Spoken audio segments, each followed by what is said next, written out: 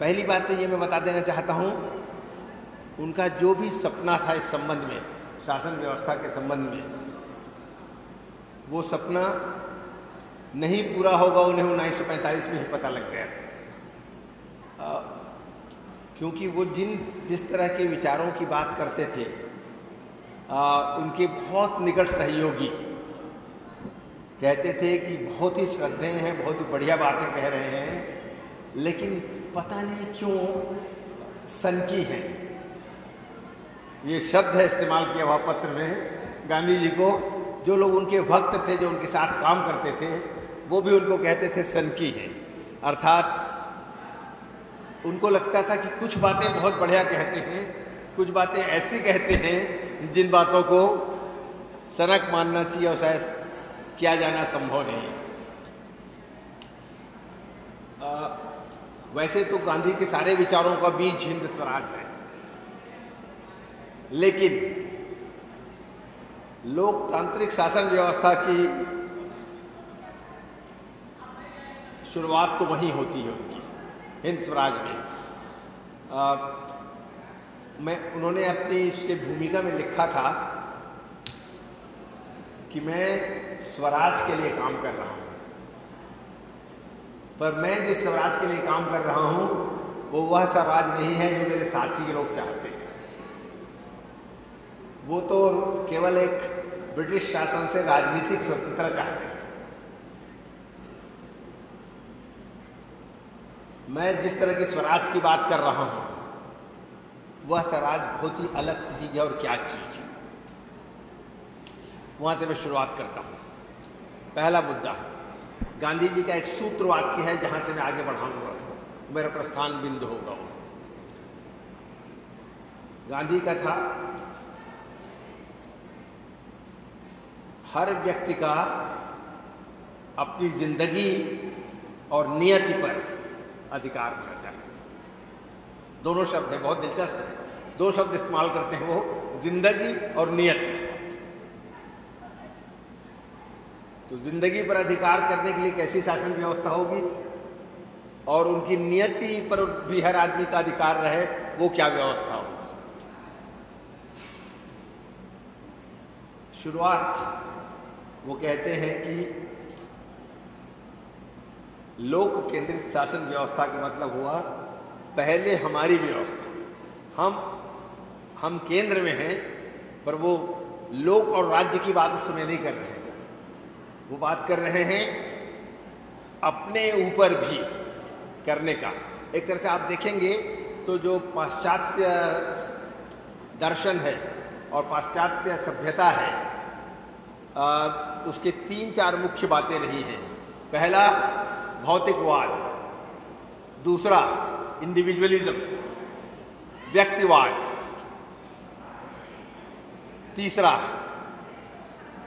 Democracy या स्वतंत्रता, और मजेदार बात है चौथा उसमें था जिसको आजकल बुला दिया जाता है, क्योंकि आजकल हम उदारवाद की बहुत बात करते हैं, इंडिविजुअल प्रॉपर्टी, व्यक्तिगत।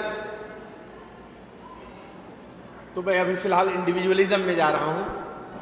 पूरी व्यवस्था 200-250 साल पहले से कोशिश थी व्यक्ति केंद्रित, कोशिश थी कि व्यक्ति केंद्रित शासन व्यवस्था हो। ऐसे शासन व्यवस्था जहाँ व्यक्ति अपने अधिकारों को जानता है, समझता है, और वो शासन व्यवस्था उनके अधिकारों की रक्षा करे, उसको समझे, और उनको अधिकार हो कि अपने अधिकारों को एसर्ट कर सके, उसकी मांग कर सके, उसकी पूर्ति करवा सके। अब देखिए तो गांधी जी भी क्या कह रहे हैं, हर व्यक्ति को अपनी जिंदगी और नियति पर नियंत्रण होना चाहिए। हाँ, तो ये भी तो इंडिविजुअल की बात कर रहे हैं, ये भी व्यक्ति की बात कर रहे हैं। तो उन पाश्चात्य इंडिविजुअलिज्म और गांधी के इंडिविजुअलिज्म में क्या फ़र्क है? मैं इंडिविजुअलिज्म तो नहीं, उसके बहुत शब्द ढूंढने की कोशिश करता रहा हूँ, थोड़ा बहुत कठिन हो रहा है। अस्तित्व कहूँगा तो बहुत काफ़ी नहीं है, पहचान कहूँगा तो भी गड़बड़ है। अंग्रेज़ी में उसके लिए शब्द है जो मैं कहना चाहता हूँ, बीइंग। उसकी कुछ बता पाएंगे आप हिंदी? बीइंग, बीइंग, होना, अपना होना। तो वो जब कह रहे हैं कि ऐसी शासन व्यवस्था हो जो मेरे होने को समर्थन दे, जो मेरे होने को आगे बढ़ाए, और वो होना जो है वही मेरी नियति है, तो उस नियति तक मुझे पहुंचने के लिए दिया जाए। इस पे कहीं न कहीं मैंने जानबूझ इसीलिए वहाँ के भौतिकवाद की बात की थी। यहाँ उस भौतिकवाद के विपरीत कहीं न कहीं स्पिरिचुअलिज्म, हाँ, फिर उसकी भी हिंदी जरा पता नहीं क्या होता है, अध्यात्मवाद कहना बहुत अच्छा नहीं लगता। सच कहा जाए तो स्पिरिचुअलिज्म अध्यात्मवाद नहीं है, पता नहीं उसके क्या हिंदी शब्द हो सकता है।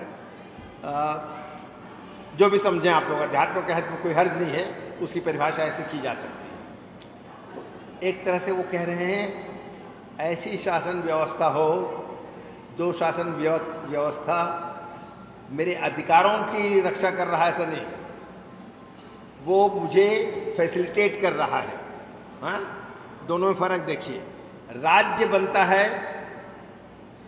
शासन करने के लिए, एक समूह में रहने वालों की समस्याओं को आर्बिट्रेट करने के लिए, निपटाने के लिए, क्योंकि समूह में रहना जाना है इंसान को जरूरी है, और जब समूह में रहते हैं तो कुछ वाद विवाद, कुछ दिक्कतें, कुछ झगड़े होना भी जरूरी है, इसलिए आप राज्य की स्थापना करते हैं। गांधी जी उसके लिए राज्य नहीं चाहते, गांधी राज्य की मांग कर रहे हैं ऐसी राज्य व्यवस्था जो हर व्यक्ति को अपने होने को, अपने अस्तित्व को, और उस अस्तित्व को जहाँ तक ले जा सकता है पोटेंशियल, जो उनकी नियति होने, जो नियति उन्होंने तय की है, बहुत इंटरेस्टिंग है। नियति का मतलब भाग्य नहीं है, नियति का मतलब है वो जो होना चाहते हैं वो ले जाना, वो नियति, उन दोनों का समर्थन करने वाला राज्य हो, सपोर्ट करने वाला राज्य हो। तो कंसेप्चुअल धारणात्मक फर्क देख लीजिए। एक जब वो सीधे बात कर रहे हैं हर व्यक्ति को अपने ढंग से अपनी जिंदगी की जीने का अधिकार हो रहा है, और दूसरे में आपको अधिकार देने वाला कोई हो गया राज्य, और जो अधिकार की रक्षा करने वाला हो गया। उसका अगला हिस्सा जब बहुत महत्वपूर्ण है, इसलिए जब वो स्वराज कहते हैं तो कहते हैं अपने ऊपर राज्य करना।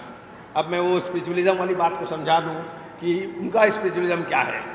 अपने ऊपर राज करने का मतलब हो गया अपने इंद्रियों पर, अपनी वृत्तियों पर नियंत्रण रख सकना। वो स्वराज में सबसे पहली बात वही कहते हैं, पहला स्वराज है कि मैं अपने ऊपर राज्य कर सकूं, मेरी अच्छी वृत्तियों को बढ़ा सकूं, असामाजिक या ऐसी अनुचित ग्रीड जैसे जिसकी बात बाद में करते हो कि सबके ग्रीड के लिए गुंजाइश है पर नीड के लिए नहीं है, तो ऐसी जो प्रवृत्तियां हों उन प्रवृत्तियों को दबा सके, उन प्रवृत्तियों को बढ़ा सके जिनको बढ़ाना चाहता है, वो अपने ऊपर राज कर सके। तो इसलिए उनकी राज्य शासन व्यवस्था है जिसमें राजा और लोग का दोनों, पहले मैं ही राजा हूँ, मैं ही लोग हूँ, या मेरी वृत्तियाँ लोग हैं और मैं राजा हूँ, मैं उन पर शासन करूँगा। सबसे पहली शुरुआत वहाँ हो रही है। फिर दूसरी बात जहाँ करते हैं बहुत दिलचस्प है, वो कहते हैं विलेज रिपब्लिक्स, आत्मनिर्भर विलेज रिपब्लिक। हर गांव को एक लोकतांत्रिक व्यवस्था होनी चाहिए, एक दूसरे से मिलजुल कर काम करते हैं। अभी भी ये परिस्थितियां मैं जानता हूँ बहुत इलाकों के गाँव में हैं। थोड़े दिन पहले मैं मंडला के आदिवासी इलाके में यात्रा कर रहा था। वहाँ मैंने देखा कि गांव के करीब 40-50 लोग मकान बनाने का अलग अलग सामान लेके चले जा रहे हैं। तो मैंने गाड़ी रोकी, उनसे पूछा कि क्या है ये सब सामान लेके कहाँ जा रहे हो? तो बोले इसका घर बनाना चाहते हैं हम लोग, क्योंकि अपने माता पिता से अब अलग रहने वाला है, वयस्क हो गया है, तो हम सब लोग जा रहे हैं, उसका घर बना देंगे। तो मैंने कहा कितने दिन लगेगा? बोले 2-3 दिन में हम सब लोग मिलकर बना देंगे। तो वो जिस समाज की बात करते हैं वो आत्मनिर्भर इस मायने में है। आत्मनिर्भर इसलिए है कि उनको बाहर से कारीगर बना के मकान बनाने की जरूरत नहीं है। आत्मनिर्भर इस मायने में है कि दूसरे लोगों की सहायता की जरूरत नहीं है, गांव के सब मिलकर उसका मकान बना देते हैं। मुझे अपना याद है कि अपने बचपन में मेरा जो गांव था, उस गांव में हर बरसात के पहले सब लोग, सबका छप्पर, बरसात में हमारे यहाँ तो खपरेल से बनता है, बारिश में गड़बड़ होने लगता है, इसलिए सबका रिपेयर का काम जो होता था, सब लोग मिल के रिपेयर का काम करते थे। हर के घर में सब जाते थे और रिपेयर का काम कर देते थे। तो गांधी जो समाज देख रहे हैं वो समाज है इस तरह का कोलैबोरेशन करने वाला, इस तरह से साथ मिल के काम करने वाला। और इसलिए यहाँ राज्य की जरूरत नहीं है फिर भी, तो भी लेकिन कहते तो रिपब्लिक हैं।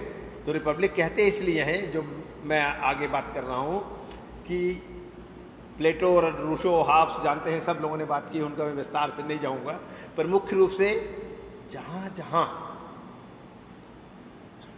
कुछ न कुछ मामलों में कोलैबोरेशन से पूरा काम नहीं चलेगा, कहीं न कहीं कुछ कुछ बातों में लोगों में मतभेद होगा, और उस मतभेद को दूर करने के बहुत सारे तरीके हैं, लेकिन वो तरीका नहीं बनेगा तो कोई ना कोई तो तय करेगा। इसलिए बहुत दिलचस्प है, शब्द रिपब्लिक कहते हैं। और रिपब्लिक की आप जाना आमतौर पर भाषा जानते हैं, रिपब्लिक भी होता है चुना हुआ एक हेड होना चाहिए बजाय राजा होने के। हाँ, तो ये शासन व्यवस्था की दूसरी कड़ी है। हर गांव आत्मनिर्भर होगा और आत्मनिर्भर गांव का जो हेड है वो उनके द्वारा चुना जाएगा। हाँ, ये दूसरी कड़ी होगी। तीसरी कड़ी,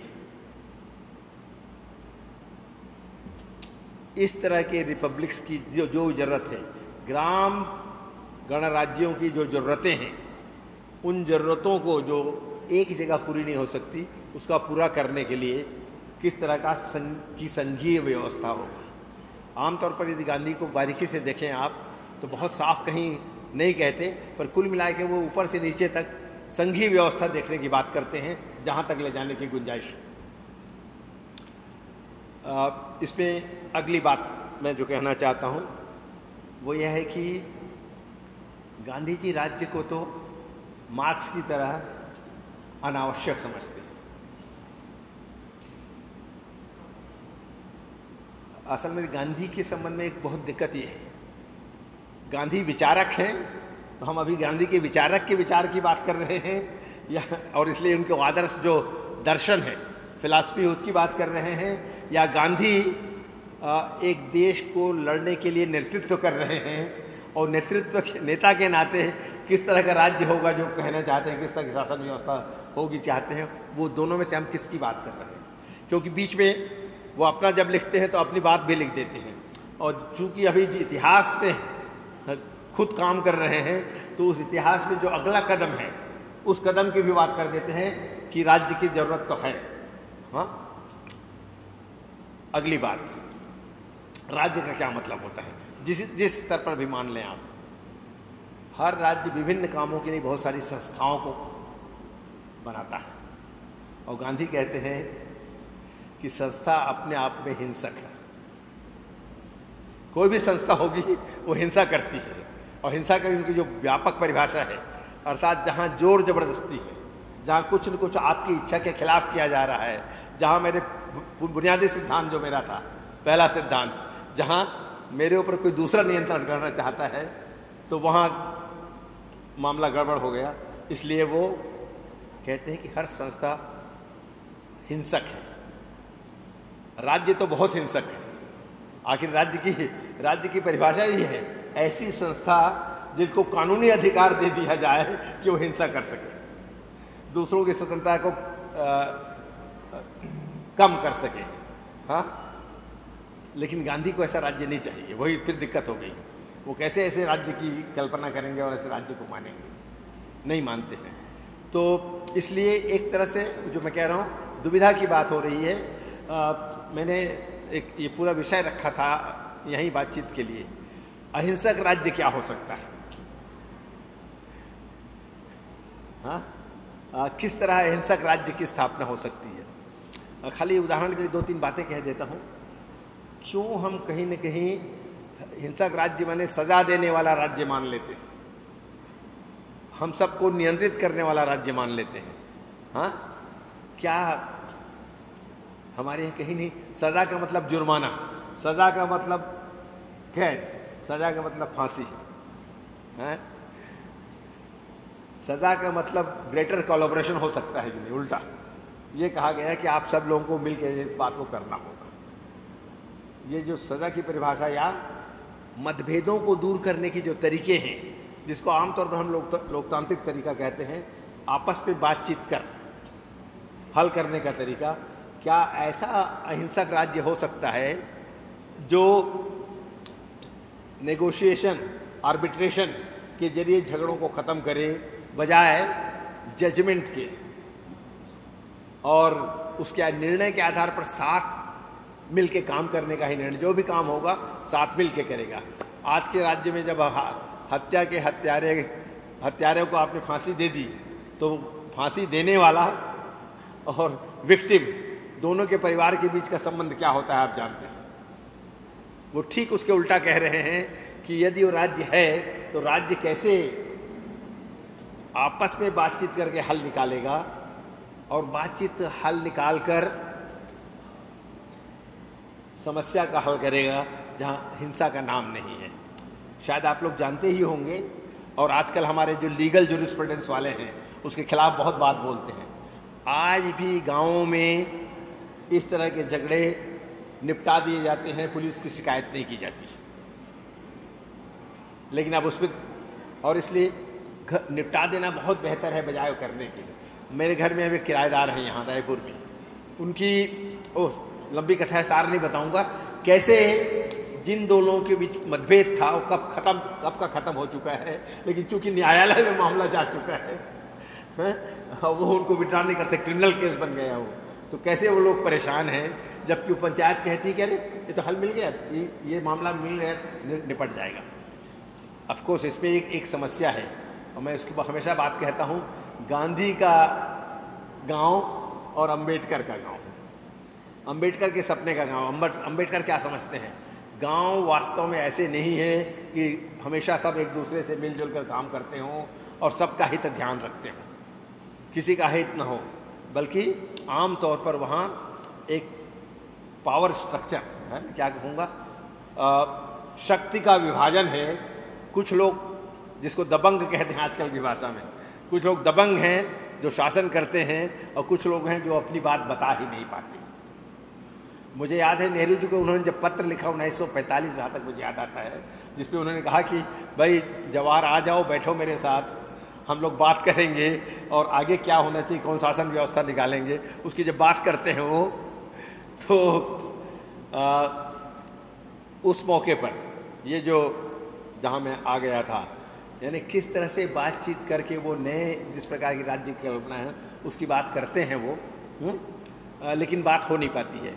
हाँ, तो कुल मिला के वो राज्य की उनके मन में जो अवधारणा है, और उसमें वो गांधी चूँकि गणराज्य की बात कर देते हैं तो नेहरू अपने जवाब में कहते ही हैं कि गणराज्य, आप गांव गणराज्य कहते हैं, वो गांव गणराज्य क्या होगा, तो गांव की तानाशाही हो जाएगी। शब्द वो नहीं है पर भाषा कुछ ऐसी है नेहरू की।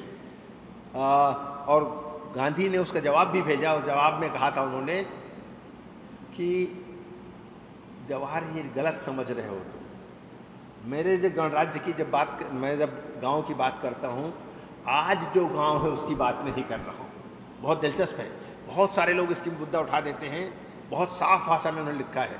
मैं आज जिस तरह के गांव हैं उस गांव की बात नहीं कर रहा हूँ, मैं ऐसे गांव को बनाने की कल्पना कर रहा हूँ जो मेरे सपने का आत्मनिर्भर गांव गणराज्य होगा।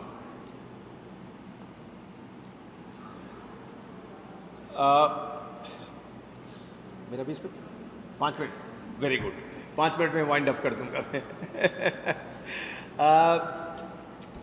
मैं समझता हूँ, और मैंने, आप बहुत से लोग जानते हैं, शासन में बहुत दिनों तक काम किया है। भले ही शासन के साथ अलावा बाहर भी उसी समय भी काम करता था। मेरा बहुत स्पष्ट विश्वास है और मैंने कोशिश की है इसकी क्या कठिनाइयाँ उसको बताने का आज 5 मिनट में टाइम नहीं मिल सकता अब, कि हर व्यवस्था में यही ज़रूरी है। मैं एक जानबूझ के शिक्षा व्यवस्था, चूँकि कॉलेज यूनिवर्सिटी है, शिक्षा व्यवस्था का उदाहरण दूंगा। मैंने 1990 में भारत सरकार के लिए एक डॉक्यूमेंट बनाया था जिसको जोमटियान कॉन्फ्रेंस में रखा गया था।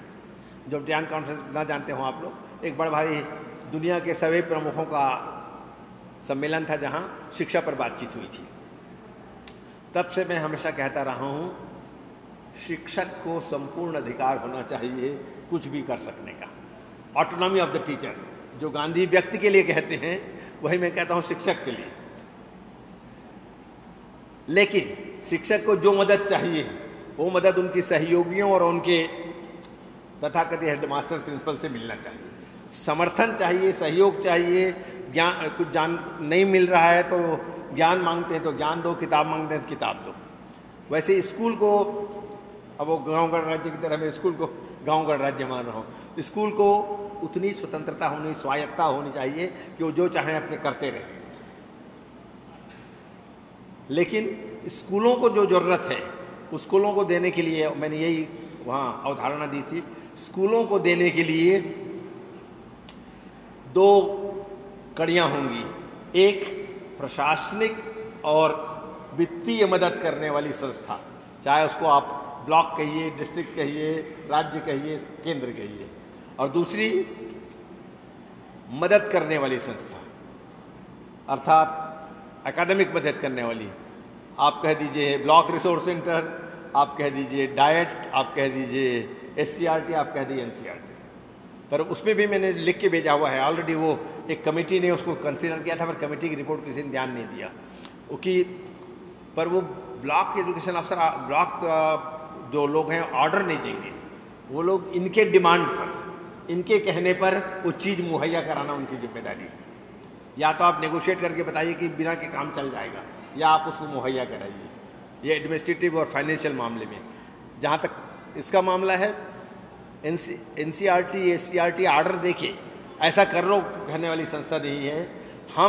हमारा स्कूल जो मांग रहा है, हमारा ब्लॉक का रिसोर्स सेंटर जो मानेगा, उसको डिस्ट्रिक्ट रिसोर्स सेंटर को देना चाहिए, वही चीज़ उनको देना। आप समझ गए हैं मेरे ख्याल से। इस मायने में शायद ये कह के मैं ख़त्म करूं, क्योंकि फिर होगा। ये जो विकेंद्रीकरण शब्द है, मैं उसके हमेशा खिलाफ रहा हूँ। विकेंद्रीकरण का मतलब हो जाता है आप मान के चलते हैं कि सत्ता तो केंद्र के पास है और उसको आप दे रहे हैं दूसरे को। मैं हमेशा मानता हूँ डिवॉल्व कर रहे हैं। मैं मानता हूँ सत्ता तो लोगों के पास है। और गांधी जी का, इसीलिए मैं गांधी जो बुनियादी सिद्धांत को जो कहा ना, मेरी जिंदगी और मेरे नियत में, सत्ता तो मेरे पास है। आप चाहे उसको लोकतंत्र कहें, गणतंत्र कहें, उसको कोई सत्ता मेरे पास है। उस सत्ता का मैं अपने एक निमंत्रण के लिए इस्तेमाल कर रहा हूँ, पर मेरे ऊपर कोई दूसरा नियंत्रण करना चाहता है तो गांव गणराज्य आएगा और उसको मदद करेगा।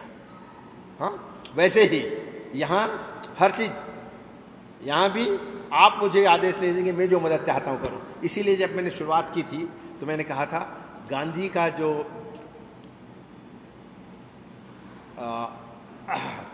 लोक केंद्रित राज्य व्यवस्था है, शासन व्यवस्था है, वो लोक केंद्रित शासन व्यवस्था वास्तव में लोक केंद्रित शासन व्यवस्था है। ऐसी आज की व्यवस्था नहीं है जो प्रतिनिधि शासन के जरिए चले और जिसमें कोई प्रतिनिधि उसका प्रतिनिधित्व करता ही नहीं, जिनका प्रतिनिधि बनकर जाता है।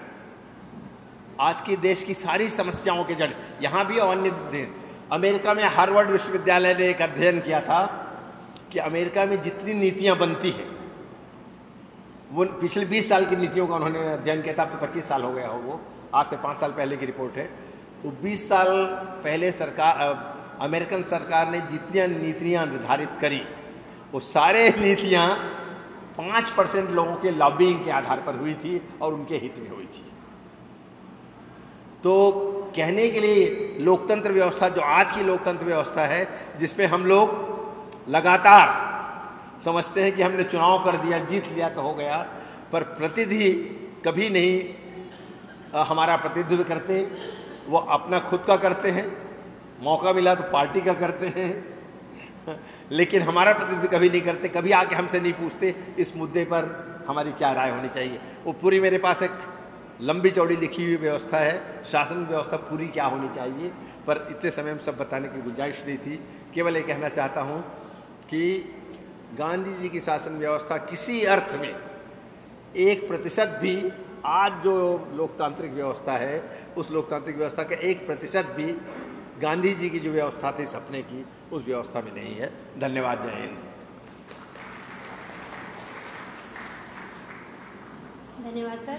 द्वितीय सत्र के प्रथम वक्ता श्री शरद चंद्र बेहार, पूर्व मुख्य सचिव जी को हमने सुना।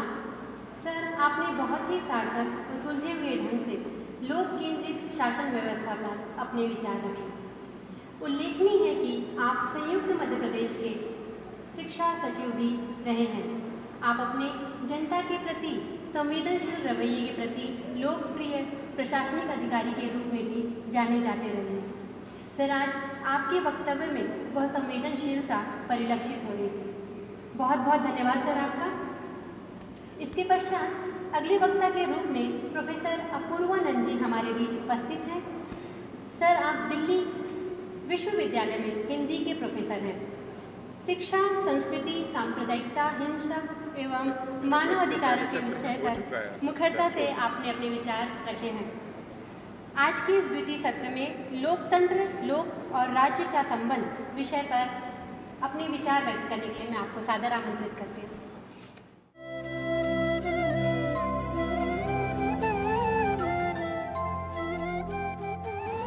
शुक्रिया अध्यक्ष महोदय, बिहार साहब, चौबे जी, सभागार में उपस्थित मित्रों और साथियों। हम गांधी और आधुनिक भारत इस व्यापक शीर्षक के अंतर्गत कई विषयों पर विचार कर रहे हैं और अभी बिहार साहब ने लोक आधारित शासन पर बातचीत की है और आगे के 30 मिनट जो हमारे पास हैं उनमें मैं कोशिश करूंगा कि अभी जो लोक और राज्य का संबंध है इस पर कुछ प्रस्ताव आपके सामने रख सकूं। गांधी पर बात करते समय इस विषय पर बात करना बहुत ही ज़रूरी है और सिर्फ गांधी पर बात करते समय नहीं बल्कि 2019 में जब हम कोई भी बातचीत कर रहे हैं जनतंत्र पर, तो उसमें इस विषय से हम बच ही नहीं सकते। यह प्रश्न इसलिए महत्वपूर्ण हो गया है और इसमें हमने जिन शब्दों का इस्तेमाल किया उनमें एक शब्द है लोक और दूसरा है राज्य। लेकिन हिंदी में अक्सर इस पर बहस होती रही है कि हम जनतंत्र के संदर्भ में लोक शब्द का इस्तेमाल करें या जन शब्द का इस्तेमाल करें। यह बहस बहुत पुरानी है और यह बहस इससे निकली हुई है कि जनतंत्र की जो भी बहस है, जो भी विचार विमर्श है उसका, वह विचार विमर्श दरअसल यूरोप से हमारे पास पहुंचा है। हमने उसका ज़रूर भारतीय अनुवाद किया है और भारतीय ढंग से उस पर सोचा है, लेकिन वह यूरोप से हम तक पहुंचा है और इसलिए जिसे हम लोक कहना चाहते हैं उसमें कुछ दुविधाएं छिपी हुई हैं। वे दुविधाएं क्या हैं? हम किसकी बात कर रहे हैं? क्या हम व्यक्ति की बात कर रहे हैं जिसके बारे में बिहार साहब ने कहा वो व्यक्ति है, इंडिविजुअल, तो वह कब लोक होता है, कब जन होता है? और तीसरा शब्द जो शायद इसमें छिपा हुआ है और संभवतः हम उसी की चर्चा करना चाहते हैं लेकिन हम वह शब्द बोल नहीं रहे हैं। वह अब बहुत ही लोकप्रिय हो गया है हिंदी में, लेकिन वह कोई भारतीय भाषा का उस तरह उपयोग में लाया जाने वाला शब्द नहीं रहा था। इस लिहाज से वह नया शब्द है। वह शब्द है नागरिक। हम जब यह बोल रहे हैं कि लोक और राज्य का संबंध, तो क्या हम नागरिक और राज्य के संबंध की बात कर रहे हैं? हम क्या कर रहे हैं, क्या करना चाहते हैं? इस प्रश्न, क्या परेशानी है आप लोगों को? इस प्रश्न से हमें जूझना ही पड़ेगा कि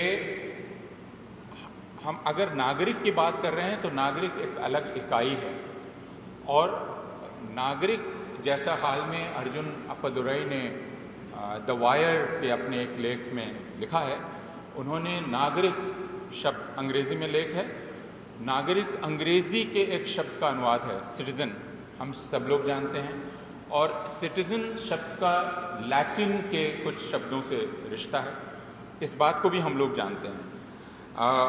हम जिन शब्दों को याद करते हैं सिटीज़न बोलते ही या नागरिक बोलते ही, जो भी इसकी पूरी बहस से परिचित हैं, उनके दिमाग में पहला शब्द आता है सिटी। आप सिविटास कह सकते हैं। दूसरा शब्द आता है सिविलिटी, जिसको आप सिविलिस कह सकते हैं। जिन कुछ गुणों की याद आती है इस शब्द का उच्चारण करते ही, वह हैं शहरियत। आप शहरियत का एक दूसरे ढंग से अनुवाद कर सकते हैं, शहरियत का शहरीपन आप उसको कह लीजिए। दूसरा होता है जो सभ्य समाज के नियम कायदे हैं, वो नियम कायदे। और तीसरा शब्द जिसको अर्जुन अप्पादुराई ने हॉस्पिटैलिटी लिखा है, और इसको ध्यान में रखना हमारे लिए बहुत ही आवश्यक है कि जब हम सिटीज़न या नागरिक बोल रहे हैं तो इसमें ये सारी चीज़ें शामिल हैं। हॉस्पिटैलिटी यानी इसमें लोगों को शामिल करना है। जब हम कहते हैं कि यू आर हॉस्पिटेबल, और रविशंकर शुक्ला यूनिवर्सिटी की हॉस्पिटैलिटी हम लोगों को मिली हुई है, इसका मतलब मेज़बानी मिली हुई है उनकी। हम सब जो एक किस्म से मेहमान हैं, वे हमारे मेज़बान हैं। तो ये हॉस्पिटैलिटी, इसमें शामिल करना, दावत देना, लोगों को साथ बिठाना।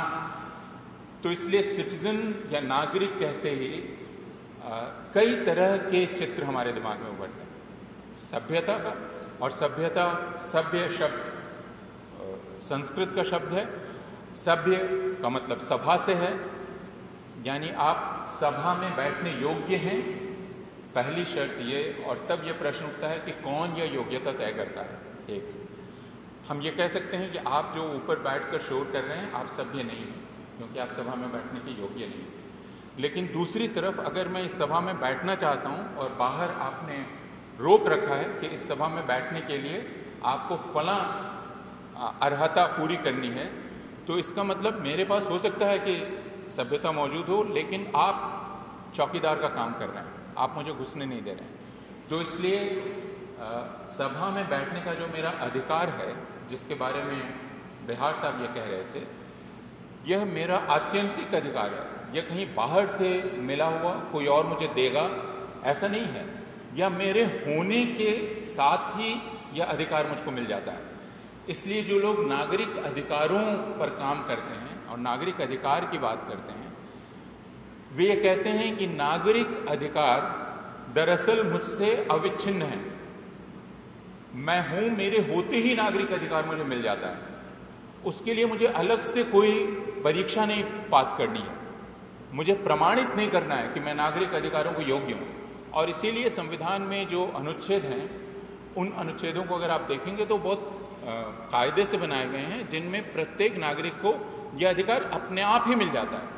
आप पैदा होती हैं, पैदा होते ही आपको अभिव्यक्ति का अधिकार भी मिल जाता है, आपको सोचने का अधिकार भी मिल जाता है, आपको एक दूसरे के साथ आप किस प्रकार का संगठन करेंगे इसका भी अधिकार मिल जाता है। जीने का अधिकार बुनियादी अधिकार है, वह भी मिल जाता है। लेकिन संविधान दो भेद करता है। संविधान भेद यह करता है कि यदि राज्य आपको नागरिकता प्रदान कर रहा है, और फिर ध्यान रहे नागरिकता का स्रोत फिर राज्य हो जाता है। राज्य के पास ये अधिकार है विभिन्न कायदों से, जिसे आप संविधान कहते हैं, हम दस्तूर कहते हैं। संविधान में वो कायदे बने हुए हैं कि आप कैसे यहाँ के नागरिक होंगे। क्या जन्म लेते ही आप भारत के नागरिक हो जाएंगे? क्या जन्म लेते ही आप अमेरिका के नागरिक हो जाएंगे? अलग अलग देशों में अलग अलग कायदे हैं। डोनाल्ड ट्रंप ने अभी हाल में एक धमकी सी दी। उन्होंने कहा कि बहुत हो गया, अमेरिका में लोग पैदा होते ही नागरिक हो जाते हैं, तो अब ये नहीं चलेगा, अब हमें उसे खून से जोड़ना पड़ेगा। अमेरिका की नागरिकता इतनी सस्ती नहीं है। लेकिन अभी आपने भारत में हाल में एक बेचैनी देखी होगी। ये बेचैनी दो सिरों पर है। सुबह बिहार साहब ने और मुख्यमंत्री भूपेश बघेल जी ने उस बेचैनी की चर्चा की। एक है जिसे आप उत्तर कहते हैं, बिल्कुल उत्तर, कश्मीर। उनको पूरी तरह से नागरिक बनाने की कोशिश की जा रही है। कहा जा रहा है नहीं, थोड़ी सी कमी रह गई थी। एक वो जो 370 है, वो 370 एक खाई थी जिससे उनको वो पूरे अधिकार नहीं थे जो अधिकार आप सब लोगों को कृपापूर्वक मिले हुए हैं। तो हम तो कश्मीर के लोगों पर इतना अनुग्रह कर रहे हैं कि 370 की खाई को पाट कर और उनको अधिकार यानी भारत की नागरिकता वास्तविक तौर पर प्रदान कर रहे हैं। अब तक वास्तविक तौर पर प्रदान नहीं की गई थी, लेकिन जिस वक्त यह हो रहा है ठीक उसी वक्त उत्तर पूर्व में, असम में, यह खबर भी कुछ दिन पहले ही आपको मिली, 31 अगस्त की रात तक यह खबर आम हो गई थी कि 19,06,657 लोग अब फिर से अपने आप को पेश करेंगे फॉरेनर ट्रिब्यूनल के सामने पूरे दस्तावेजों के साथ, जिससे वो साबित कर सकें कि वे भारत के नागरिक हैं। शर्तें हैं, उनके बारे में मैं विस्तार से बात नहीं करूंगा। मैं सिर्फ यह कह रहा हूं कि राज्य नागरिकता का स्रोत हो जाता है और तब मेरे सामने संकट है। वो संकट यह है, जैसा बिहार साहब ने कहा, मैं तो हूं लेकिन आप कहते हैं कि तुम नहीं हो। मैं यहां जिंदा खड़ा हूं लेकिन फॉरेनर ट्रिब्यूनल कहता है मैं मानता नहीं कि तुम। मुझे फ़िलिस्तीन के शायर महमूद दरवेश के संस्मरण जो उन्होंने लेबनान में रहते हुए लिखे, उन संस्मरणों की याद आती है जिसमें वे बहुत ही तकलीफ़ के साथ लिखते हैं, क्योंकि वे फ़िलिस्तीनी हैं, ज़लावतन हैं, फ़िलिस्तीन छीन लिया गया है उनसे और बेरूत में रह रहे हैं। तो वो कहते हैं कि मैं जब इमिग्रेशन ऑफिस जाता हूँ तो मुझसे कागजात मांगे जाते हैं, लेकिन और उसी से मैं साबित कर सकता हूँ कि मेरा अस्तित्व है, लेकिन मैं दरअसल कहना चाहता हूँ कि एक दार्शनिक को बुलाओ, ईश्वर सिंह दोस्त को, समन ए फिलॉसफर, क्योंकि वह जो दार्शनिक है वो आएगा तो वो बता देगा कि मेरा अस्तित्व है, लेकिन मामला दार्शनिक का है ही नहीं, मामला तो इमिग्रेशन ऑफिसर का है। तो दार्शनिक कहेगा कि है और इमिग्रेशन ऑफिसर कहेगा sorry you don't have documents so you don't exist. तो आप कानूनी तौर पर नहीं है जबकि आप दार्शनिक तौर पर हैं। यह अधिकार राज्य को हम ही लोगों ने दिया, क्योंकि हम तो कहते हैं हम भारत के लोग, हमने ही अपने को संविधान दिया, हमने ही राज्य बनाया, हमने ही राज्य को यह अधिकार दिया, उसके बाद राज्य ने हमसे यह अधिकार लेना शुरू कर दिया। अर्जुन अप्पादुराई अपने उस लेख में इसकी आशंका व्यक्त करते हैं और चेतावनी देते हैं कि संकट यह है कि यह जो नागरिक है यानी यह जो सिटीजन है, यह सिटीजन अब सिटीजन नहीं रहेगा, ये स्टेटिजन हो जाएगा, है ना।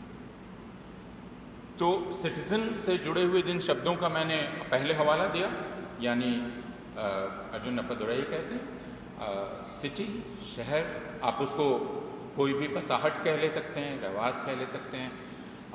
दूसरा सिविलिटी, सिविलिस यानी सभ्यता, कायदे कानून, एक दूसरे से बातचीत करने का तरीका। तीसरे मेज़बानी का ख्याल या मेहमान नवाजी का ख्याल। मेहमान नवाजी के ख्याल में जैसे ही और ये शब्द सबसे महत्वपूर्ण लगता है मुझे, हॉस्पिटैलिटी, क्योंकि हॉस्पिटैलिटी का मतलब ही यह है कि हर कोई मेज़बान है और हर कोई मेहमान है। आप ये कह नहीं सकते कि यह घर मेरा है पूरी तरह से, मैं इस घर का मालिक हूँ। हर कोई यहाँ मेज़बान है और हर कोई मेहमान है, इसलिए यह हॉस्पिटैलिटी का भाव हर किसी में होना चाहिए, तभी एक जन बन सकता है। और यह जन जिसमें नागरिकता के ये जो गुण हैं वो मौजूद हैं। जिसका मतलब यह है कि आप में ये लियाकत होनी चाहिए या हम सब लोगों में ये योग्यता होनी चाहिए कि हम सब एक दूसरे से रिश्ता बना सकें, संबंध बना सकें। मैं बहुत सावधान हूँ ये कहने में कि हमें ये योग्यता हमारे भीतर होनी चाहिए कि हम सब एक दूसरे से संबंध बना सकें। अब यह संबंध क्या हम राज्य की मध्यस्थता से बना रहे हैं, यानी क्या राज्य बीच में आ रहा है जो हमारे एक दूसरे से संबंधों को तय कर रहा है, या हम राज्य से अलग एक दूसरे से संबंध बना सकते हैं। गांधी की दुविधा वही थी और कार्ल मार्क्स की दुविधा भी थी। बिहार साहब ने बिल्कुल ठीक कहा कि जैसे मार्क्स राज्य से तंग थे और बेहतर हो कि राज्य चला जाए, वैसे गांधी का भी आदर्श यह था कि राज्य रहे ही नहीं। गांधी की विडंबना यह थी कि वह जो कर रहे थे उसकी परिणति एक राष्ट्र राज्य में होने वाली थी। वह व्यक्ति जो राज्य नहीं चाहता है और इसीलिए जो राजनीतिक स्वराज और व्यक्तिगत स्वराज, पॉलिटिकल स्वराज और इंडिविजुअल स्वराज, इनमें एक फर्क करता है। पॉलिटिकल स्वराज जिसमें आपको एक आज़ादी मिल जाती है, लेकिन स्वराज का मतलब है अपने ऊपर शासन करने की क्षमता। मैं खुद अपने आप को शासित कर सकूं, मुझे कोई मध्यस्थ ना मिले, मुझे कोई ना बताए कि मुझे कैसे शासन करना है। ये बिल्कुल आदर्श अवस्था है। अब दिक्कत यह है कि मैं जो मैं हूं वह आपके अपेक्षा ही मैं हूं। मैंने मैं जो यहां खड़ा हूं वो मैं आपकी अपेक्षा हूं, सापेक्ष। मैं ये नहीं कह सकता कि मैं जो यहां खड़ा हूं उसमें आप नहीं हैं और आप नहीं हैं और आप नहीं हैं। यानी मेरी अवस्था हमेशा ही एक सापेक्षिक अवस्था है, उसको एब्सोल्यूट नहीं कह सकते, अंतिम नहीं, वह सापेक्षिक अवस्था है। तो मेरा अस्तित्व हमेशा ही एक सापेक्षिक अस्तित्व रहेगा। मेरे खड़े होते ही ये प्रश्न हो जाएगा कि आपका क्या, आपके खड़े होते ही ये प्रश्न हो जाएगा कि मेरा क्या। इस सापेक्षिकता को समझना बहुत ही आवश्यक है। अब इस सापेक्षिकता का समाधान क्या, क्योंकि इस सापेक्षिकता में एक तनाव है, हम ये नहीं कहेंगे कि यह सिर्फ आकर्षण से बना हुआ है, इस सापेक्षिकता में एक तनाव है और यह तनाव हो सकता है विरोध में बदल जाए। तो फिर इसका समाधान कौन करे, उसकी चर्चा शुरू के वक्तव्य में बिहार साहब कर चुके कि राज्य वहाँ मध्यस्थ के रूप में आता है। मसलन जब हादिया नाम की लड़की का नाम हमने सुना, है ना, हादिया ने, जो कि पहले कुछ और थी, उसने मजहब बदला और वो हादिया हुई और उसने शादी की जो कि एक मुसलमान से की। उसके पिता ने कहा इसका दिमाग फेर दिया गया है, दिमाग ख़राब कर दिया गया या धो दिया गया है इसका दिमाग, जो ब्रेन वॉश करना कहते हैं। और ब्रेन वॉश किया है इस लड़के ने, और इस लड़के ने मेरी लड़की को बहका दिया वगैरह वगैरह वगैरह। वह जो पूरा क्षण था हमारे लिए बहुत ही शिक्षाप्रद क्षण था, क्योंकि उसमें क्या व्यवहार था राज्य का। और राज्य को आप छोड़ दें, जिस संस्था को कहा जाता है कि वो राज्य पर निगरानी करने वाली संस्था भी है, यानी उच्चतम न्यायालय, उसका क्या व्यवहार था। हमारे यहाँ सबसे पवित्र माना जाता है व्यक्ति को। गांधी ने इसलिए ठीक ही व्यक्ति को बुनियादी इकाई बनाया।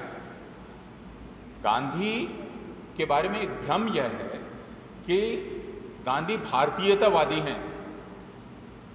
यह भ्रम भी है और सच्चाई भी है, लेकिन सच्चाई से ज़्यादा भ्रम है, क्योंकि गांधी ने अपनी बहुत सारी अवधारणाएं दुनिया का अध्ययन करते हुए बनाई थी। इसलिए व्यक्ति स्वाभाविक रूप से उनकी पहली इकाई था। उन्होंने ये नहीं कहा समाज, उन्होंने समुदाय नहीं कहा। इसलिए जब आशीष नंदी वगैरह जैसे लोग कहने लगते हैं कि दरअसल नेहरू ही दोषी थे क्योंकि वो पश्चिम से अवधारणाएं ले आए, जबकि गांधी बुनियादी अवधारणाएं विकसित कर रहे थे।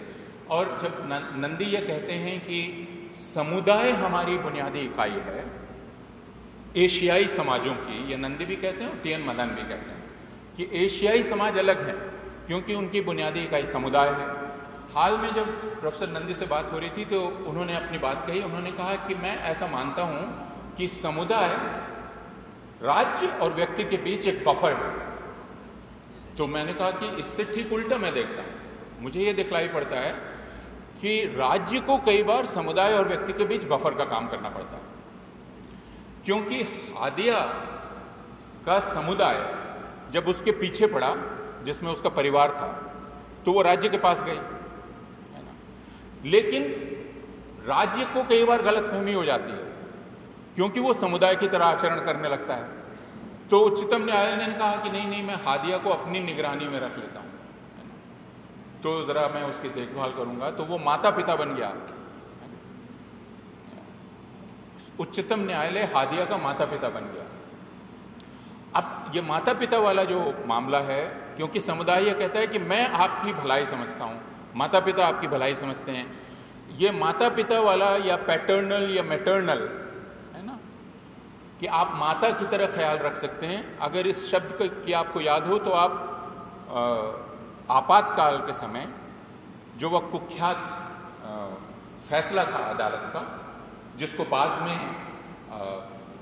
चंद्रचूड़ ने और उनकी बेंच ने खारिज किया अभी हाल में, उसमें उनके पिता थे शामिल। तो उसमें यह कहा गया था व्यक्ति की बुनियादी स्वतंत्रता को खारिज करते हुए, उसमें यह कहा गया था कि दरअसल उसकी ज़रूरत नहीं है आपको, क्योंकि माई बाप तो राज्य है, वो आपके माता पिता की तरह आपका ख्याल कर रहा है। आपको ये नहीं पता नहीं कब दूध पीना है, कितने अंडे खाने हैं, तो राज्य को पता है सब कुछ। इसी चीज़ का उपयोग अभी की केंद्र सरकार कर रही है कश्मीर के सिलसिले में, जब वो ये कह रही है कि हमको कश्मीर के लोगों के स्वास्थ्य की चिंता है और हम उनका ख्याल रख रहे हैं। तो इसलिए यह प्रश्न उठ खड़ा होता है कि जब व्यक्ति या जन, या आप उसे जैसे नागरिक कह लें, क्योंकि नागरिक अपना अधिकार कहाँ से ले रहा है, उसके अधिकारों का स्रोत संविधान है। उन अधिकारों का उल्लंघन होगा तो वो शिकायत कहाँ करेगा, ये उसको पता है ना। इसीलिए कहते हैं जस्टिसेबल है कि नहीं। तो सिर्फ ये कहना जिस देश में नारियों की पूजा होती थी, नारियां कहती हैं माफ कीजिए, कृपया डोमेस्टिक वायलेंस एक्ट पारित कीजिए, है ना। हमारी पूजा करना छोड़िए, क्योंकि हमें जब हमारे शौहर पीटेंगे या हमारे ससुर सास पीटेंगे और जलाने की कोशिश करेंगे, तो मेरे पास एक कानून होना चाहिए जिससे मैं जाके कह सकूं कि मुझे पीटा जा रहा है, मेरी पूजा नहीं की जा रही है ना। तो इसीलिए बाल अधिकार को लेकर बात होती है, इसीलिए दूसरे अधिकारों को लेकर बात होती है। तो यहाँ मेरे अधिकारों का स्रोत संविधान है और मुझे मालूम है कि उन अधिकारों का उल्लंघन अगर हो रहा है तो मुझे कहाँ जाना है। लेकिन संकट तब खड़ा होता है जब यह राज्य उन्हीं संवैधानिक उपायों का इस्तेमाल करते हुए मुझे मेरे व्यक्तिगत अधिकारों से धीरे धीरे वंचित करने लगता है और मेरा माई बाप बन जाता है, मेरा माता पिता बन जाता है। और जिस वक्त उच्चतम न्यायालय भी या न्यायालय भी राज्य से मिल जाते हैं, इस वक्त भारतवर्ष में यह संकट मौजूद है हमारे सामने, जिसमें राज्य हमसे यह कह रहा है कि हम आपका ख्याल रख सकते हैं, हम आपके स्वास्थ्य का ख्याल रख सकते हैं, आप पूर्णतया स्वायत्त नहीं हैं, आप पर हमारा अधिकार है, मुझे पता है कि आपका क्या किया जाए। और उच्चतम न्यायालय राज्य से सहमत होता हुआ प्रतीत होता है।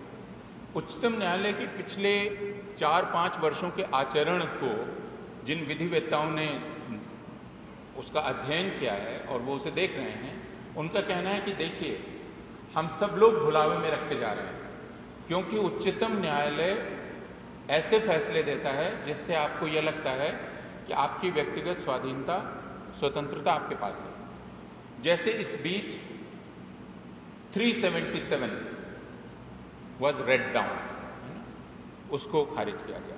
इससे काफ़ी खुशी की लहर दौड़ी, लेस्बियंस, गेस, बाकी सबको स्वतंत्रता मिल रही है। उसी तरह के कुछ और फैसले आए, जैसे प्राइवेसी वाला फैसला। लेकिन प्राइवेसी वाली पूरी बहस को आप याद रखिए, प्राइवेसी की पूरी बहस में केंद्र सरकार ने जो हलफनामा दिया, उस हलफनामे को याद रखिए। उस हलफनामे में केंद्र सरकार ने कहा कि व्यक्ति का अपने शरीर पर अधिकार नहीं है। आधार में भी यह बात कही गई और प्राइवेसी वाली बहस में भी कही गई कि यह जो वकील साहब कह रहे हैं कि मेरे शरीर पर अधिकार है, नहीं, उनका उनके शरीर पर अधिकार नहीं है। अगर मेरे शरीर पर अधिकार नहीं रह जाएगा तो हेबियस कॉर्पस पूरी तरह से खत्म हो जाएगा, जो दुनिया का पवित्रतम कानून है।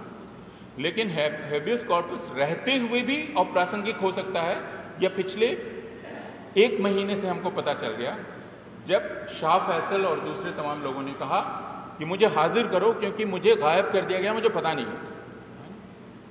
उनके दोस्तों ने कहा, उसे प्रत्यक्षीकरण कहते हैं। तो प्रत्यक्षीकरण में उच्चतम न्यायालय कह रहा है कोई बात नहीं, इंतजार करते हैं, हालात जब ठीक हो जाएंगे तब आपको प्रत्यक्ष किया जाएगा, लेकिन तब तक मैं पूरा लुप्त ही हो जाऊंगा। हो सकता है राज्य की एजेंसी मुझे मार डाले, कुछ और कर दे, कुछ हो जाए। फिर तो यह जो सिद्धांत था कि मैं सबसे महत्वपूर्ण हूं और राज्य का जितना भी इंतजाम है, वो संविधान का इंतजाम हो, न्यायपालिका का इंतजाम हो, बाकी सारे इंतजाम हो, वो दरअसल मेरे होने की गारंटी करेंगे। इसमें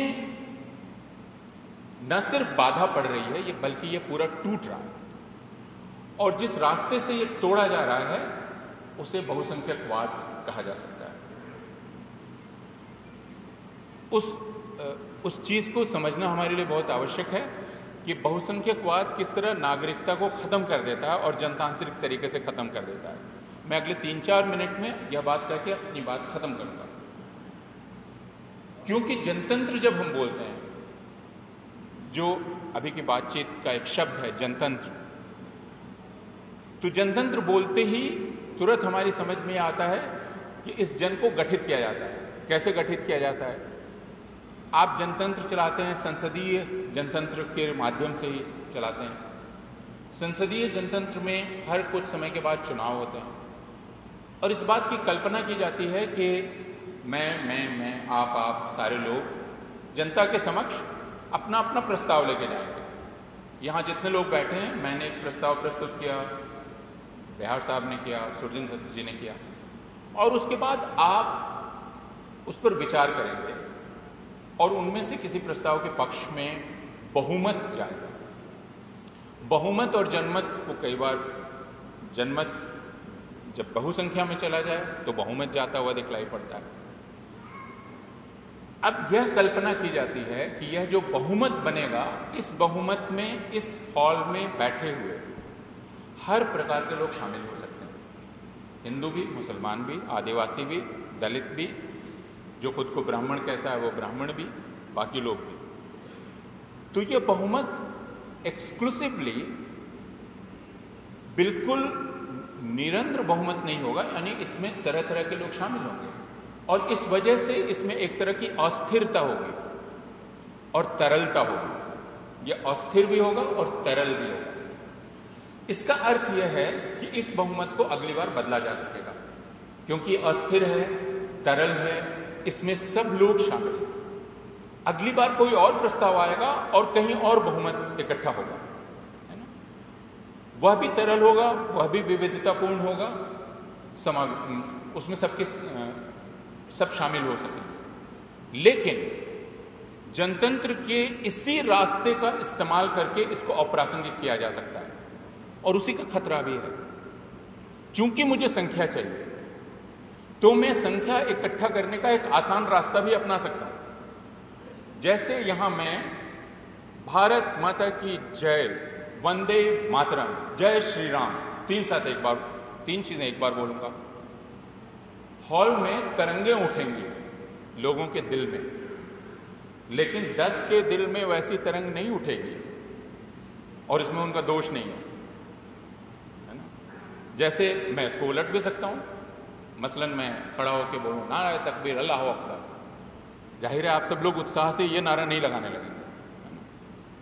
तो मैं यह अपेक्षा कर सकता हूं कि मैं खड़ा हूं और मैं कह रहा हूं अल्लाह अकबर और हॉल में कोई जवाब ही नहीं मिला, तो मैं कहूँगा कि अब मैं उच्चतम न्यायालय के पास जाता हूँ, एक आदेश पारित करवाता हूँ कि जब मैं बोलूँगा तब सारे लोग बोलेंगे। ऐसे आदेश पारित करवा लिए गए हैं भारतवर्ष में। लेकिन जब मैं ये 3 एक साथ बोलता हूँ, भारत माता की जय, वंदे मातरम, जय श्री राम, तो इसमें 90 लोग उसके साथ आ जाएंगे। यह स्वाभाविक है, यह हो सकता है, लेकिन इसको करने की इच्छा किसी एक में होनी चाहिए। यहां 4 प्रतियोगी हैं, इनमें चारों में यह इच्छा नहीं है, वो कुछ और बात कर रहे हैं और मैं खड़ा होकर ये 3 नारे लगा रहा हूं। और इस तरह मैं 90% लोगों को अपने तरफ इकट्ठा कर रहा हूँ। अब मैंने जो कर लिया वो ये है कि मैंने 90% का एक स्थायी बहुमत बना लिया, जिससे 10% बाहर रहेंगे, और यह स्थायी बहुमत स्थायी हो जाएगा, जो अस्थायी होना चाहिए, क्योंकि हर 5 वर्ष में हम कल्पना करते हैं कि बहुमत बदल सकता है, एक दूसरी शक्ल ले सकता है।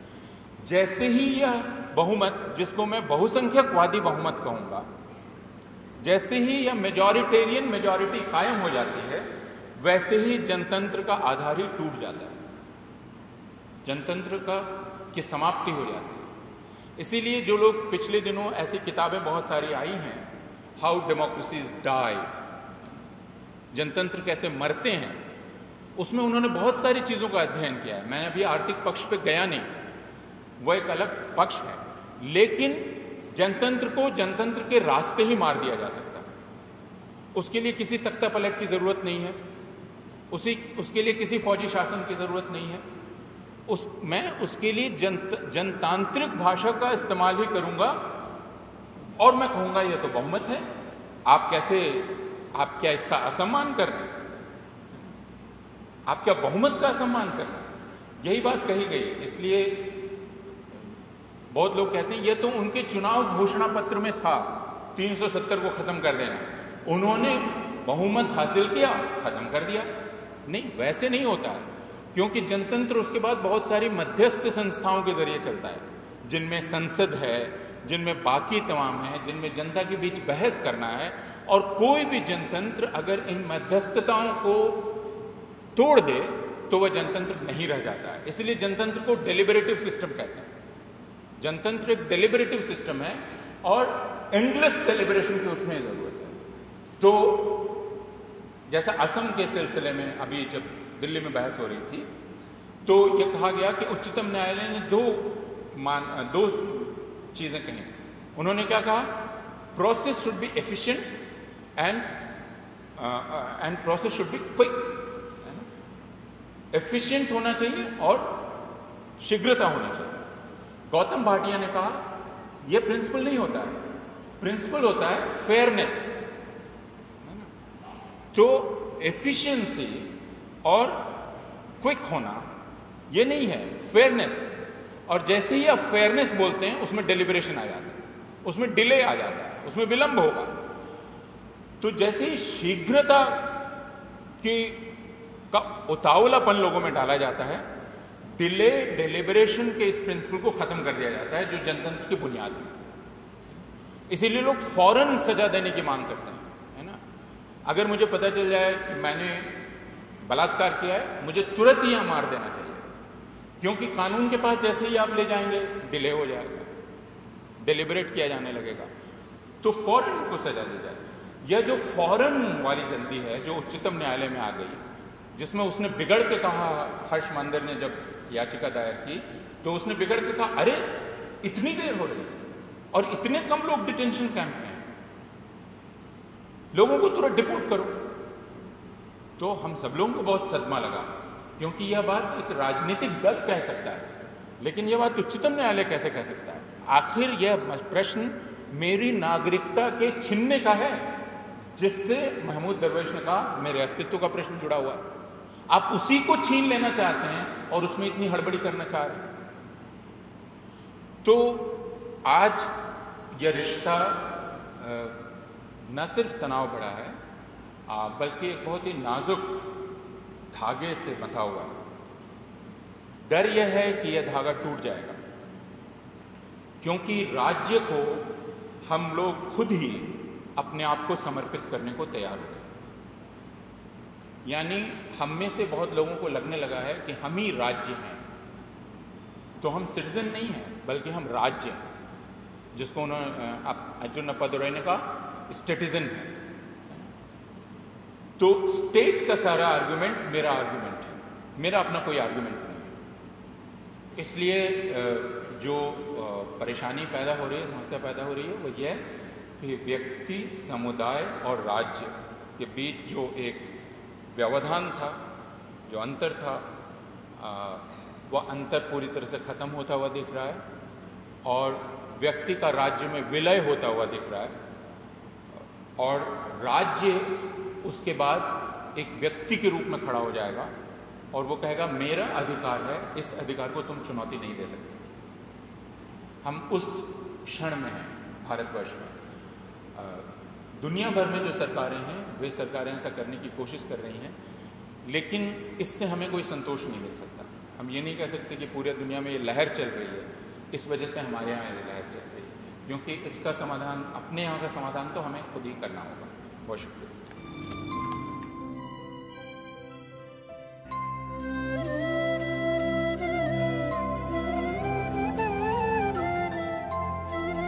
मैं जल्दी कुछ बातें आपके सामने रखूँगा।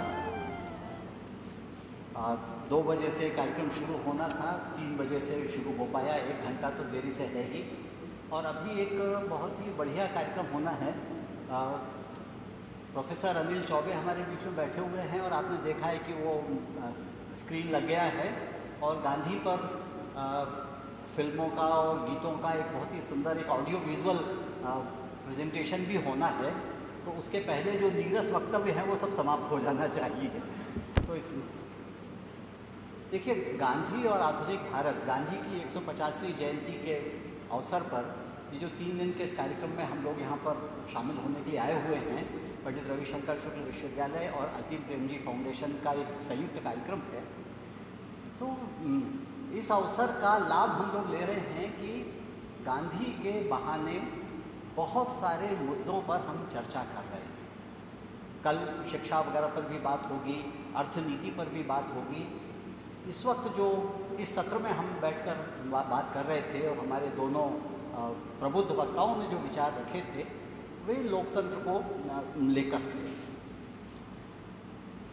कि लोकतंत्र में लोक कहाँ है, और दूसरी बात कि लोक आधारित राज्य व्यवस्था कैसी हो सकती है। ये 2 विषय थे और इन दोनों विषयों पर क्रमशः पहले बेहर साहब का व्याख्यान और उसके बाद में अपूर्वानंद जी का।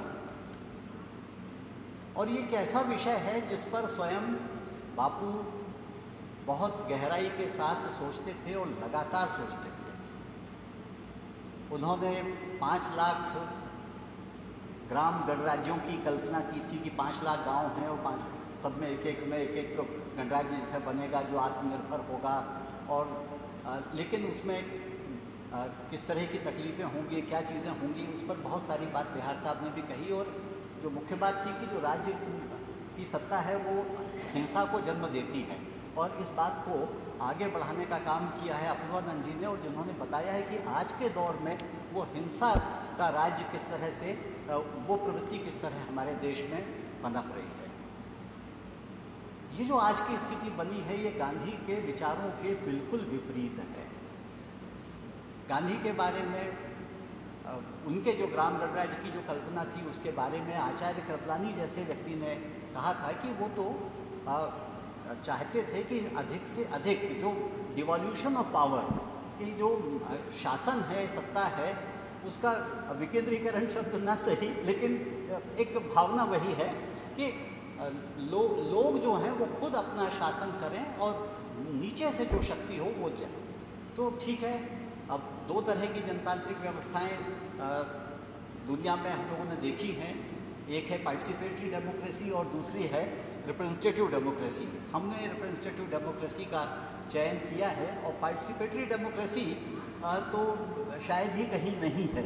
हमने अपने यहाँ जो 73वें और 74वें संविधान संशोधन किए उसमें ये कोशिश ज़रूर की है, और राजीव गांधी ने उस वक्त कहा भी कि हम मतलब गांधी के सपनों को साकार करेंगे, और ग्राम सभाओं वगैरह की कल्पना की गई। और शहर में भी तो जो कौंसिल, जो मोहल्ला सभाएं या वार्ड सभाएं होंगी और उसमें बैठ के निर्णय लिए जाएंगे। सुदूर ब्राज़ील जैसे देश में जेवियर लूला जैसे राष्ट्रपति ने, जब वो गवर्नर थे पोर्टो अलेग्रे प्रांत के, तब उन्होंने ये कोशिश की थी कि बजट बनाने में नागरिकों की भूमिका हो। जब वो गवर्नर महापौर थे तब उसके बाद में वो गवर्नर बने, उसके बाद में वो राष्ट्रपति बने, और उन्होंने पार्टिसिपेटरी बजट मेकिंग तक की कोशिश की थी। लेकिन कुल मिला के उसके बाद में ये हुआ कि कारपोरेट पूंजी का हमला इस तरह से हुआ कि लूला जो है वो आज जेल में है, क्योंकि ये जो व्यावहारिकता है उसमें आप आदर्श और व्यावहारिकता के बीच में कैसे कोई समन्वय स्थापित हो सकता है।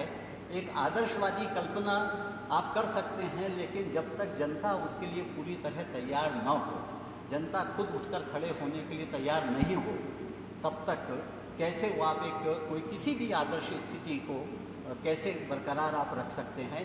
एक विचार आपके सामने आ सकता है। और मुझे लगता है गांधी को मैंने जितना पढ़ा है उससे मुझे लगता है कि गांधी स्वयं इसमें काफ़ी वो एक, जैसा कि बिहार साहब भी कह रहे थे कि उन्होंने जैसे मार्क्स और गांधी दोनों एक, और वो दोनों शायद एक यूटोपिया की कल्पना करते थे, और कि राज्य की कोई सत्ता ही नहीं होगी, हर व्यक्ति एक विश्व नागरिक की तरह होगा और हर व्यक्ति एक स्थानीय नागरिक भी होगा। और लेकिन उसकी नागरिकता को किस तरह नष्ट किया जा रहा है, ये अपूर्वानंद ने आपके सामने ये बात रखी है। तो मैं फ़िलहाल आपसे यही कहना चाहता हूँ कि हमारे दोनों विद्वान वक्ताओं ने जो बातें आपके सामने रखी हैं उसमें हमारे सोचने के लिए बहुत मसाला है, बहुत सारे बिंदु हैं जिन पर हमें गंभीरतापूर्वक विचार करने की आवश्यकता इस वक्त है। और ख़ास करके आज भारत की जो परिस्थितियाँ हैं, हम जिस आधुनिक भारत की कल्पना कर रहे हैं, उस आधुनिक भारत में आज की जो राजनीतिक, आर्थिक, सामाजिक वास्तविकताएं हैं, इनको बहुत समझने की ज़रूरत है। अपूर्वानंद ने 1976 के जो जबलपुर का जो हेबियस कार्पस, एडीएम जबलपुर वाला जो प्रकरण है, हेबियस कार्पस का केस, उसका उल्लेख किया। और देखिए, मतलब ये विडंबना है कि जिस जज चंद्रचूड़ ने फैसला दिया था, उनके बेटे जज चंद्रचूड़ ये कह रहे हैं कि मेरे पिता ने गलत निर्णय दिया था और इस निर्णय को देने के बाद भी बहुत बेचैन थे और वो सो नहीं पा रहे थे, उनको नींद नहीं आती थी कि मैंने इतना गलत फैसला कैसे दे दिया। ये सवाल हम सब के मन में होना चाहिए कि इस वक्त अगर जस्टिस चंद्रचूड़ के गलत फैसले की तरह के गलत फैसले अगर आज भी हो रहे हैं, तो क्या हम लोग चैन की नींद सो सकते हैं? अगर कश्मीर में जो कुछ हो रहा है, अगर नेशनल सिटीजन रजिस्टर के नाम पर असम में जो कुछ हो रहा है, और अगर ये कहा जा रहा है कि एनआरसी को पूरे देश में लागू किया जाएगा, तो हम में से जितने लोग यहाँ पर बैठे हुए हैं, क्या हमको इस वक्त अपने घर जाकर और अपनी पुरानी अपने माता पिता की, दादा दादी के ज़माने की फाइलें वगैरह ढूंढ के, या गांव जाके ग्राम पंचायत कोटवार का रिकॉर्ड वगैरह देख के, क्या अपने रिकॉर्ड बना के तैयार नहीं रख लेना चाहिए कि हम यहाँ के निवासी हैं कि नहीं हैं? हमको इस वक्त ये बहुत गहरी चिंता का विषय है।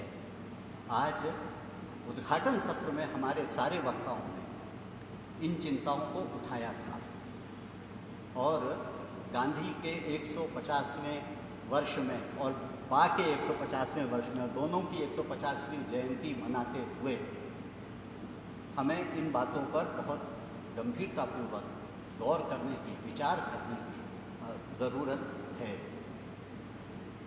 क्योंकि स्थितियां इस वक्त बहुत भयावह हैं और हम में से कब किसके साथ क्या हो सकता है।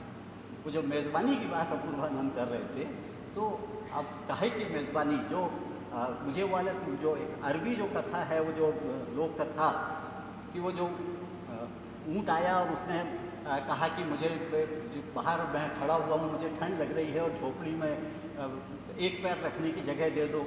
उसने पहले एक पैर रखा, दूसरा पैर रखा, तीसरा पैर रखा, ऊँट जो था वो झोपड़ी में घुस गया और झोपड़ी के मालिक को निकाल के बाहर कर दिया। ये हमने फिलिस्तीन में देखा है।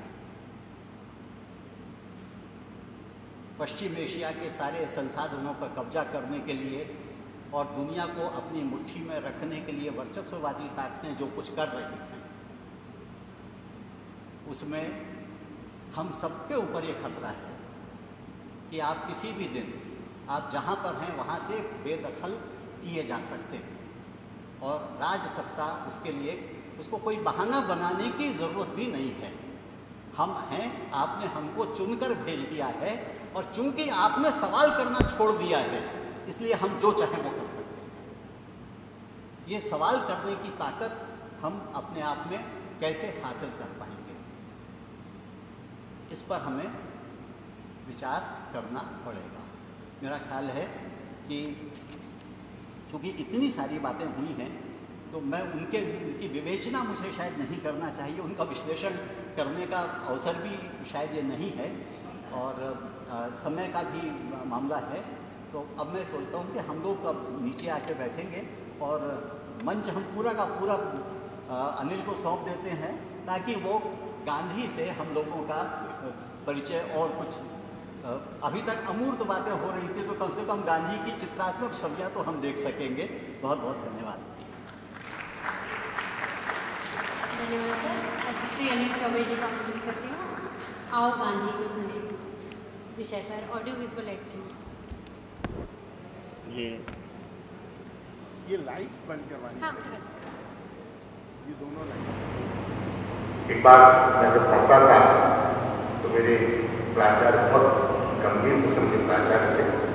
उन्हें हरिशंकर परसाई को बुलाया, उनका व्याख्यान हुआ। एक प्रश्नकर्ता ने उनसे पूछा कि परसाई जी, सिद्धांत और व्यवहार में क्या अंतर है? परसाई ने बहुत मुख्तसर से जवाब दिया कि जो होना चाहिए वो सिद्धांत है और जो हो रहा है वो व्यवहार।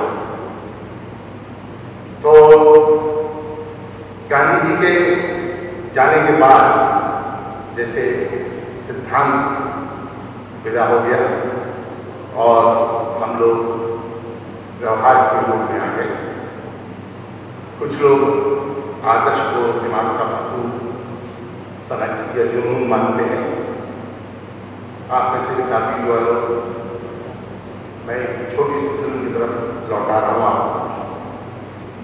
बिहार में दशरथ मांझी साहब थे, उनकी बीमार पत्नी को एक पहाड़ को पार करके जाना पड़ता था पानी लेने के लिए। मांझी जी अकेले उस विशाल पहाड़ जो उनकी पत्नी और पानी लाने में जो उनको असह परेशानियों का सामना करना पड़ता था, वो जुट गए। विशाल पहाड़ को उन्होंने बहुत साल तक श्रम करते हुए उसे धराशायी कर दिया। पत्नी को तो नहीं बचा पाए, पर अपने गांव के हर स्त्री पुरुष और बच्चों की राह उन्होंने आसान कर दी। एक जुनूनी महादलित की सच्चाई है, और गांव के स्तर पर मुझे उस फिल्म को देखते हुए लगा कि वाकई एक छोटा सा गांधी बिहार के बहुत ही अगले से गांव में पैदा हो गया था। ये गांधी की एक तरीके से इस देश में बहुत छोटे से आदमी ने उस मिसाल को पूरी तरह से रेखांकित किया। एक दर्शन शास्त्री है कि गांधी ये जोर देकर उन्होंने कहा कि गांधी जी के बारे में कुछ भी कहना या लिखना अपनी मूर्खता को उजागर करना है, इसलिए कि आप गांधी से यह नहीं कह सकते कि आपने महात्मा गांधी को सही मायनों में और सही आयामों में पहचाना है या समझा है, और इसलिए भी कि ज़्यादातर भारतीय ने उन्हें गलत समझा या ठीक से समझा है।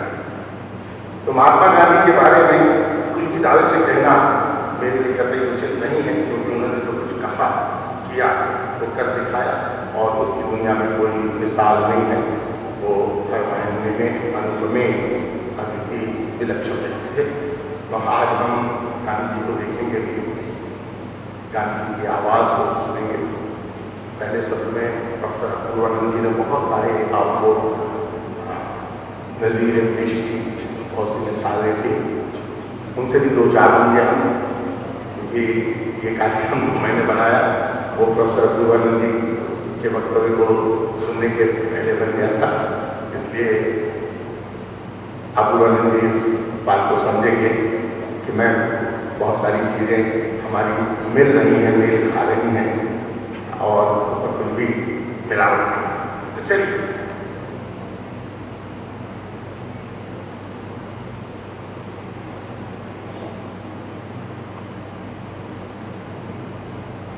पहले हम एक छोटी सी क्लिपिंग देखेंगे, बहुत छोटी छोटी क्लिपिंग्स हैं ये, कुछ बड़ी होंगी, उसमें मैं आज बोलूँगा आपको।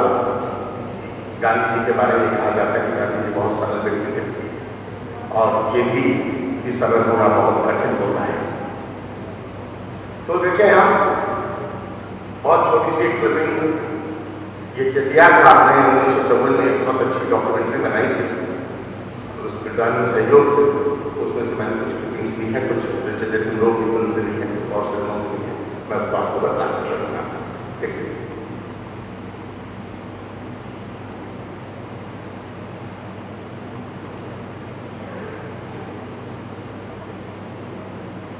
सीधी सादी सरल भाषा में बोलने वाले, साधारण बंधु, सरल भाषा, न धन का सहारा न शस्त्रों का बल, उनके पास क्या शक्ति थी?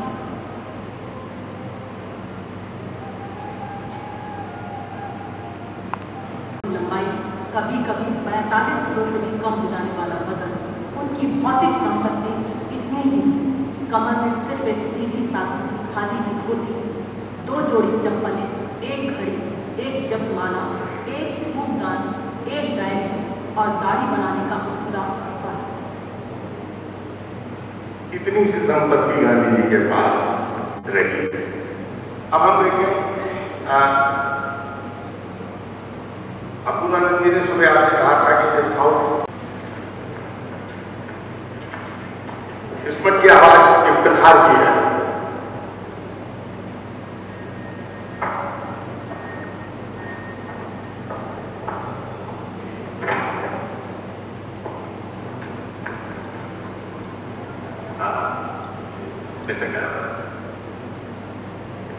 सोचा आपसे कोई बातचीत की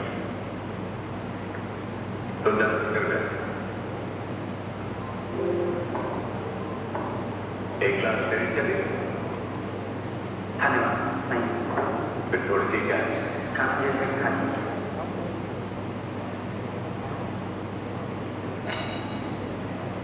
प्लीज आइए यहाँ पे।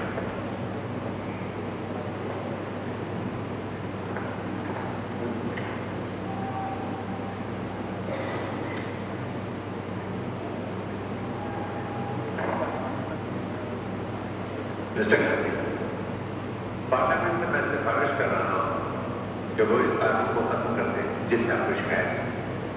आप सिफारिश करें जनरल स्मार्ट, तब तो जरूर मान जाएगी। ये इतना मतलब नहीं लगता, वो तो मैंने भी सोचा। मैं सोचता हूँ कि एक रॉयल कमीशन को लाया जाए जो इस कानून की जांच करे। मैं गारंटी देता हूँ कि वो इसे खत्म करने का ही फैसला करता। ये समझदारी है, पर शायद वो ये भी चाहे कि आइंदा यहाँ रहने वाले हिंदुस्तानियों की तादाद कम कर या बिल्कुल ही रोक दे।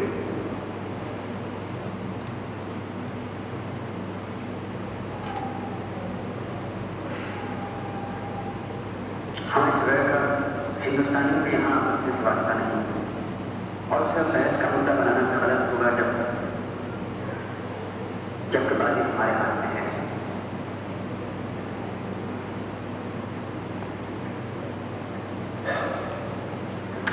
मैं आने वाले 24 घंटों में सारे कैदियों की रिहाई का ऑर्डर दे रहा हूं और आप इसी वक्त से रिहा किए जाते हैं।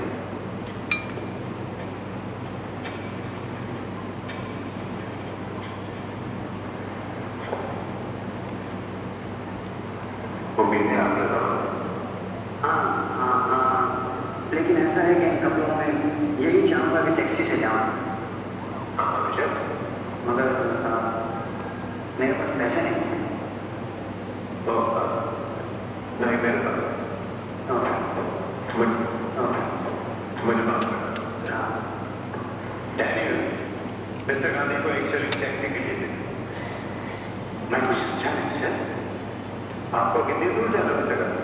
अब क्योंकि झगड़ा निपट गया है, सोचता हूँ कि मैं सीधा हिंदुस्तान लौट जाऊँ, पर एक शरीर बहुत काम आएगी इस मौके पर।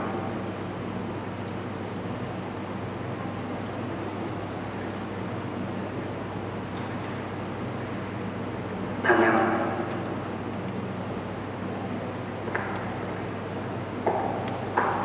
आप मेहरबानी मिस्टर डैनियल्स, मैं अपना रास्ता खुद ढूंढूंगा।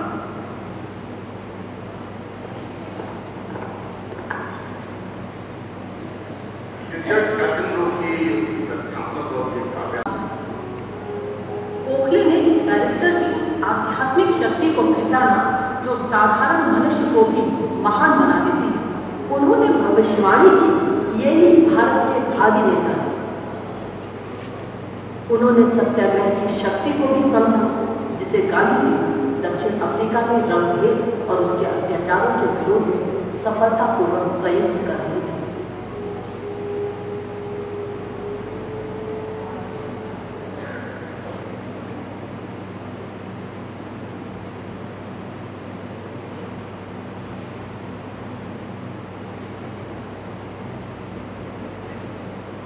गोखले की भूमिका में डॉक्टर श्री रामनाथ, तुम भूल जाओ प्रैक्टिस को और बहुत कुछ करना है।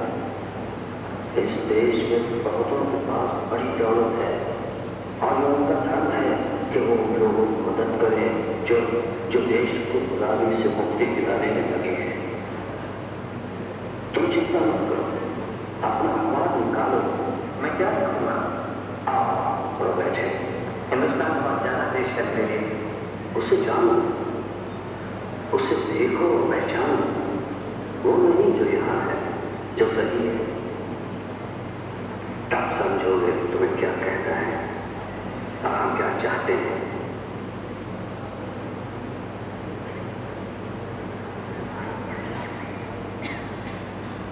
तुम्हारा देश देखकर सोचा कि अब मैं शांति से मर सकूंगा। आज को गौरवशाली बना।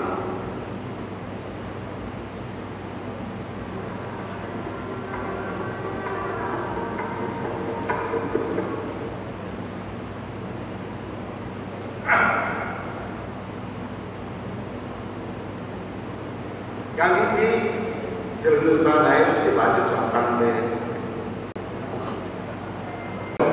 हॉलीवुड के बहुत बड़े स्टार थे, ये एंड्रूज की भूमिका में थे कैंसर के साथ। अब हम गांधी जी जहाँ गांव में काम कर रहे थे, लेकिन वुमेन एम्पावरमेंट के इलाके में उनका बड़ा योगदान था। पहले एक क्लिपिंग हम उनकी देखेंगे डॉक्यूमेंट्री से, और उसके बाद वुमेन एम्पावरमेंट के बारे में गाँव में किस तरह से औरतें रहे, उनकी हम आवाज़ सुने जो उनके एक ट्रैक्स है। उसमें ये ट्रैक वो वुमेन से, औरतों से, स्त्रियों से रिलेटेड है, जिसमें वो बता रहे हैं कि आप जब गाँव में जाएं तो कैसा करें।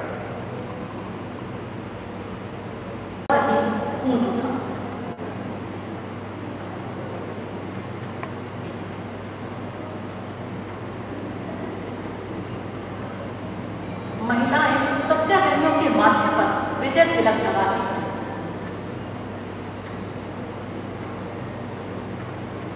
रात में सत्याग्रही सेना गांव में बैठती थी और सवेरे फिर यात्रा शुरू हो जाती थी। गांधी जी में अपार उत्साह था, हर कहीं उत्साह बढ़ रहा था। गांव